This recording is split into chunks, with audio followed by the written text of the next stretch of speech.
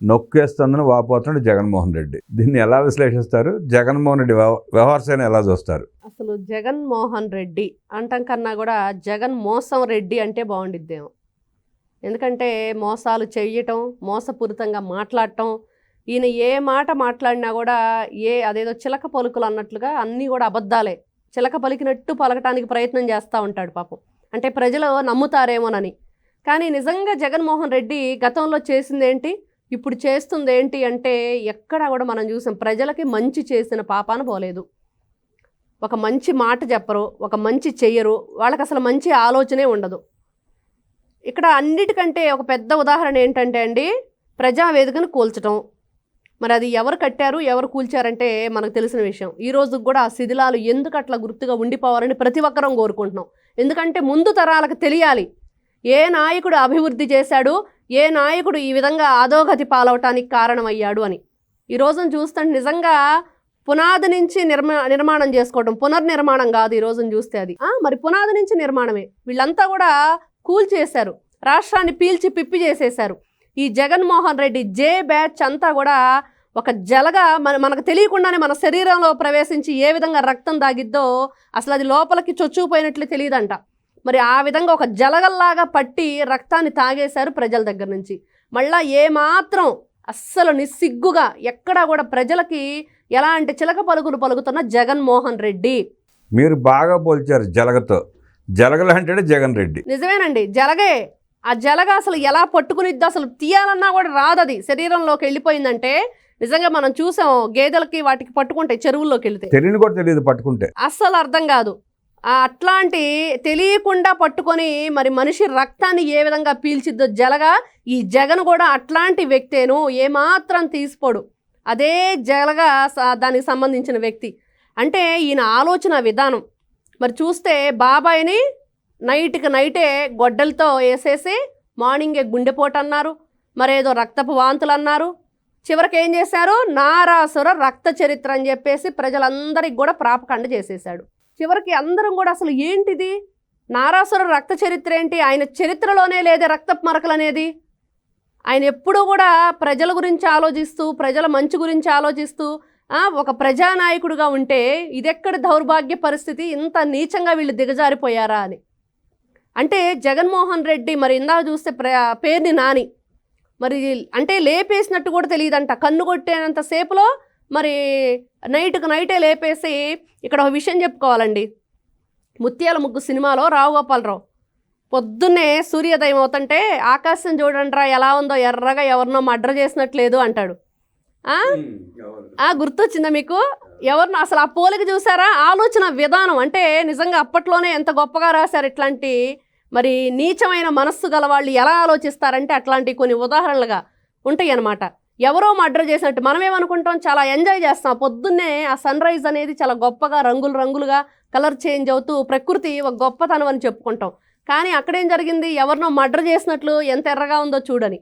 మరి అదేవిధంగా చూస్తే మరి డోర్ డెలివరీ, ఎవరు ఎమ్మెల్సీ అనంతబాబు డోర్ డెలివరీ అదే ముత్యాల ముగ్గు సినిమాలో మరి నైట్ వీడిని లేపేయండి, కారు డిక్కీలో పెట్టండి, పొద్దున్నే వాళ్ళ బావమరిది నైట్కి నైటే బావమరిది అందరూ తొంగున్నాక బావమరిది పక్కలో పడుకోబెట్టనంటే అదేంటండి వాళ్ళిద్దరికి పడదు కదా అంటాడు. అందుకనే వాడి పక్కలో పడుకోబెట్టాలి, పొద్దున్నే పచ్చగాలి పీల్చుకోవటానికి వెళ్ళి పైరగాలి ఏం జరిగిందో చూసొద్దామని. అంటే వీళ్ళ ఆలోచన విధానం ఎలా ఉందంటే ఈ రోజున మీరే చంపేస్తారు, మీరే డోర్ డెలివరీ ఇస్తారు, మీరే అరెస్ట్ అయిన తర్వాత మళ్ళీ అంగరంగ వైభవంగా తప్పెట్లో తాళాలతో బయటకు తీసుకొచ్చి జగన్మోహన్ రెడ్డి అనహాలు పెట్టుకొని తిప్పుతూ ఉంటాడు. మీరు ఆ పేరునాని వ్యవహారం కూడా చూస్తే పేదలకు పంచాల్సిన బియ్యాన్ని పందికొక్కుల దిగమింగి ఎలా తయారాడో చూసాం, ఎలా బలిచాడో చూసాం. అట్లాగే ఎన్నికలకు ముందు దొంగ పట్టాలు ఇచ్చి ఓట్లు వేసుకునే ప్రయత్నం చేసి ఎలా ప్రజలను మోసం చేశాడో చూసాం. వాటిని దారి మళ్లించడానికో లేదంటే తన వెనకాల కార్యకర్తలు నిలబడరో పారిపోతున్నాడన్న అభిప్రాయంతోనో మళ్ళీ ఆ ప్రజలను రెచ్చగొట్టి ఇదిగో నేను మాట్లాడుతున్నాను, నేను గట్టిగా నిలదీస్తున్నాను ప్రభుత్వాన్ని, కూటమి ప్రభుత్వాన్ని, మీరు కూడా నిలదీయండి, నాతో పాటు మీరు కూడా కేసులు పెట్టించుకోండి, బలైపోండి అంటూ ఆయన రెచ్చగొట్టడం, పార్టీని నిలబెట్టుకునే ప్రయత్నం చేయడమే.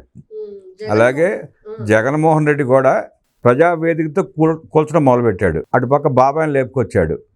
32,000 మంది పేద ప్రజలు రక్తం తాగి వాళ్ళకి చీప్ మద్యాన్ని అమ్మి వాళ్ళ ప్రాణాలు తీసి ఉసురు మూట కట్టుకున్నాడు. ఆ ఉసురే తగిలి వాళ్ళ 11 పరిమితమై యలహంక ప్యాలెస్లో పడ్డాడు. పీడిస్తుందండి, అది మామూలు విషయం కదా. ఎందుకంటే కాయ కష్టం చేసుకొని రెక్కాడితే గానీ డొక్కాడని పరిస్థితి ఎక్కడ చూసుకున్నా మనం చూస్తున్నాం.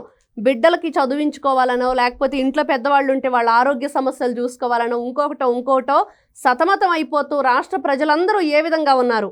మరి వాళ్ళ మీద నువ్వు వేసిన భారాలు, చెత్త పన్నేసిన చెత్త ముఖ్యమంత్రిలాగా ఇట్లాంటి మద్యం అమ్మి చివరికి ఈ రోజున మద్యం కుంభకోణం చూడండి ఏ విధంగా, ఎంత మందిని దాంట్లోకి ఎంతమంది జీవితాలను సర్వనాశనం చేశాడు. 32,000 మంది ప్రాణాలు చేసి 132,000 మంది ఆసుపత్రి పాలు చేసి ఇవాళకి వాళ్ళ మంతాన్ని పడి గిలగల కొట్టుకుంటున్నారు. ఆ జగన్మోహన్ రెడ్డి అమ్మిన చీప్ లిక్కర్ మూలంగా తాగి అలా అయిపోయారు వాళ్ళు. పట్టిసీమని వట్టిసీమ చేశాడు. 3 సంవత్సరాలు రైతులకు నీళ్ళు ఇవ్వకుండా ఆ రైతులను ఏడిపించి వదిలిపెట్టాడు. రాష్ట్రంలో ఉన్న రైతుల దగ్గర ధాన్యం కొని ఒక్కడికి సరైన సమయంలో డబ్బులు ఇవ్వాల. మామిడి పళ్ళ రైతుల్ని ఆదుకోవాలా. పొగాకు రైతులకి పైసా సబ్సిడీ ఇచ్చిన పాపాన పోలా. అలాగే ఏ రైతుకి, రాష్ట్రంలో ఏ రైతుకి కూడా సహాయం చేయలే. పోలవరాన్ని పడగబెట్టి రైతులకి ద్రోహం చేశాడు. ఆసుపత్రులని నిర్వహించకుండా అక్కడ స్కాములు చేసి పేషెంట్లు ఉసురు పోసుకున్నాడు. కరెంటు లేదు, ఇసుకని ఇష్టానురీతిగా అమ్ముకుని పొరుగు రాష్ట్రాల్లో ఆ భవన నిర్మాణ కార్మికుల పొట్టకొట్టాడు. అన్నా క్యాంటీన్లను మూసేసి పేద ప్రజలు కడుపు కొట్టాడు. అన్ని రకాలుగా రాష్ట్రంలో ఉన్న ప్రతి పేదవాడి పొట్టా కొట్టాడు, ప్రతి మధ్యతరగతి పొట్టా కొట్టాడు. అంతమంది ఉసురు తగిలి వాళ్ళు అట్ట అయిపోయాడు. అంటే కన్న తల్లిని కూడా 2024 ఎలక్షన్కి లేపేద్దామని చెప్పి తల్లి లేదు, చెల్లి లేదు, అమ్మ లేదు, అక్క లేదు, చెల్లెమ్మ లేదు, అందరు ఉసురు పోసుకున్నాడు. వాళ్ళు ఎలా ఇంకా పారిపోయాడు. అలాంటి మనిషి వాడు వచ్చి రీతులు చెప్తా ఉంటే కాకులు కూడా సిగ్గుపడుతున్నాయి. ఎందుకంటే నిజంగా జగన్మోహన్ రెడ్డి అంటే ఏంటి అంటే 4 గోడల మధ్య ఉండి బైబుల్ చదువుతానంటాడు. అసలు అదే 4 గోడల మధ్య ఉండి చదువుతానంటే మరి దానికి మనం అర్థం చేసుకోవాలి ఏం చదువుతున్నాడు ఏంటి అనేది.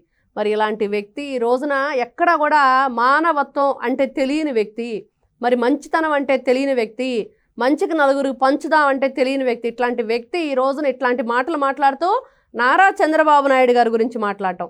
మరి తనకేదో ప్రజాస్వామ్యం లేకపోతే ప్రజా గొంతుకు అంటున్నాడు. అసలు ఆ మాటలకు అర్థం తెలుసా? గతంలో చూస్తే వీళ్ళు ఏ విధంగా హౌస్ అరెస్టులు చేశారు, ఏ విధంగా ఎక్కడ కూడా ఒక మీటింగ్ పెట్టుకోనీయకుండా చేశారు. ఇదిగో ఈ ప్లేస్లో మాత్రమే పెట్టుకోవాలి, ఇన్ని కుర్చీలు మాత్రమే ఉండాలి, ఇన్ని మైకులు మాత్రమే ఉండాలని చెప్పేసి ఎవరు చేశారు? ఈ రోజున అట్లాంటివి ఏమైనా చెప్తున్నారా? ఎవరైనా చేస్తున్నారా? కనీసం మీరు ఎన్ని విధాలుగా కూడా మరి చూసాం, వీరంగాలు వేసినా ఎక్కడ కూడా. మళ్ళీ నిజంగా చూస్తేనండి ఆ గంజాయి బ్యాచ్ని పలకరించినప్పుడు చేసిన వీరంగా అంబటి రాంబాబుని రెండోసారి హౌస్ అరెస్ట్ చేయాలి, మరి చేయలేదుగా. సత్తెనపల్లి ప్రోగ్రాంకి వెళ్ళనిచ్చారు కదా, అక్కడ కూడా ఇంకో వీరంగం వేశాడు కదా. ఇన్ని విధాలుగా మీకు ఇష్టానుసారంగా, ఎందుకంటే ఈ రోజున కూటమి ప్రభుత్వం తన గౌరవాన్ని నిలబెట్టుకుంటుంది. ఎందుకంటే వాళ్ళ గౌరవాన్ని ఇస్తుంది. అక్కడ మీ కార్యక్రమాలు మీరు చేసుకోండి, కాకపోతే ఎక్కడా కూడా ప్రజలకు ఇబ్బంది కలగకుండా చేసుకోండి అని చెప్తున్నా కూడా ఈ రోజున ఇంకా ఏదో ప్రజాగొంతుక, ఈ రోజున ప్రజాగొంతుక మీరు వినిపించాల్సిన అవసరం లేదు. ప్రజాగొంతుకు వినిపించే ప్రభుత్వం వచ్చింది. ఆ ప్రభుత్వం మంచి ప్రభుత్వంగా ఈ రోజుల్లో ప్రజల్లో మంచి పేరు తెచ్చుకుంది కాబట్టి మీ అవసరం లేదనే 11కు పరిమితం చేసి పక్కన పడేశారు. నువ్వు మాట్లాడితే ఎక్కడికి వెళ్తావు? యలహంక వెళ్తావు. ఏదో అవసరమైతే ఈ జనాలను ఏదో విధంగా కారు కిందేసి తొక్కించడానికో, లేకపోతే మామిడి పళ్ళు తొక్కించడానికో, ఇట్లాంటి కార్యక్రమాలు పొగాకు వేళ్ళు తొక్కించడానికో యలహంక నుంచి వస్తాడు. మళ్ళీ సాయంత్రానికి బెంగళూరు ప్యాలెస్కి పారిపోతాడు. మరి ఇట్లాంటి వ్యక్తిని ఏ విధంగా చూడాలంటే నిజంగా జగన్ కాదు జలగా అని చెప్పేసి ప్రజలైతే అనుకోవటం జరిగింది. మళ్ళీ ఇట్లాంటి మాటలన్నీ కూడా జగన్మోహన్ రెడ్డి మాట్లాడుకోవటానికి ఏదో వాళ్ళు అదేదో ఆనందం పొందటానికి అని అంటారు చూడండి, అంతే తప్పించి ప్రజలైతే ఎక్కడా కూడా వీళ్ళని పెడచెవును పెడుతున్నారు, పక్కన పడేశారు. భగవద్గీత చదివినా, ఖురాన్ చదివినా, బైబిల్ చదివినా మనిషి అనేవాడికి ఎంతో కొంత ప్రాణభీతి, భయం, మంచి చెడు తెలుసుకుంటాడు. జగన్మోహన్ రెడ్డి ఏదీ చేయడు. అందుకే ఆ మనిషికి ప్రాణభీతి లేదు, మంచి చెడు లేదు, సంఘనీతి లేదు, ప్రజల పట్ల, రాష్ట్రం పట్ల ప్రేమాభిమానులు అసలే లేవు. తనకి, తన కుటుంబానికి, ఆ నలుగురు కోసం ఎంతమంది ఉసురైనా తీగల సమర్థుడు రాక్షసుడు జగన్మోహన్ రెడ్డి. జగన్మోహన్ రెడ్డి రావణాసురుడికి అంశమే తప్ప మంచి పరిపాలన దక్షత గల నాయకుడు కాదు, కాలేడు, కాబోడంటూ చక్కగా విశ్లేషించిన శ్రీలీల గారికి ధన్యవాదాలు తెలియజేస్తూ నమస్కారం.